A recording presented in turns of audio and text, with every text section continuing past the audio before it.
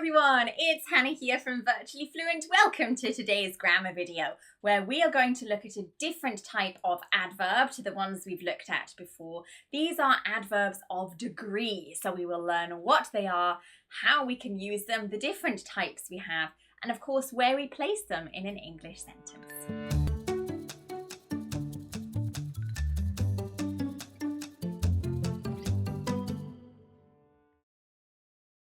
So as you're probably aware, there are many different types of adverbs in English. You can see the main ones written here. Today, we are going to look at the adverbs of degree. So adverbs of degree are actually answering the question how much or to what extent we do something. And they are used to modify either another adverb, an adjective, or a verb. So within adverbs of degree, we have two different types. We have the intensifiers and we have the mitigators. So let's start by looking at some intensifiers. For example, she was extremely upset. The word extremely here is our intensifier. It's intensifying that adjective upset. But extremely isn't the only adverb or intensifier that we have. You can see a long list of some of the common ones here. Just note that both the words awfully and terribly have a slightly different meaning. They're slightly more positive in English when they're used as adverbs of degree. For example, she was terribly upset or she was awfully upset. Sort of the same meaning as very in these sentences. Now, it is important to note that intensifiers can't be used with every single adjective that we have. They can only be used with what we call gradable adjectives. Now, we will look at gradable and non-gradable adjectives in a separate video, but as a general summary here, adjectives sometimes have a scale. So cold, you can either be just a little bit cold, you can have a small quantity, or very cold or really cold, like this example. It's a gradable adjective. However, the example, she was freezing. Freezing is extreme. It's, minus temperatures. It's extremely cold. And this here isn't gradable. You cannot say a little bit freezing. You are either freezing or you're not. So these ones are non-gradable adjectives. Now, it's important to note that these intensifiers can only be used with gradable adjectives. So that's how we use the intensifiers in English. Let's take a look at the mitigators.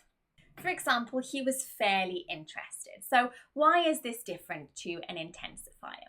Well, intensifiers in English, they increase the level of what we're trying to say. They increase that adjective or that adverb that we are describing. Mitigators do the opposite. They reduce, they decrease the feeling or the quantity of the adjective, adverb, verb that they are qualifying. And again, we have lots of different types of mitigators. You can see them all written here. Now, when it comes to adverbs of degree, whether it's an intensifier or a mitigator, they're all placed in exactly the same position. And this is immediately before the word that it is qualifying.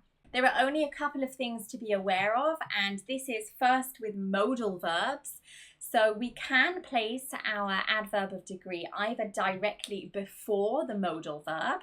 For example, I really should go to the cinema, and here you are qualifying the word should. You are qualifying the modal verb.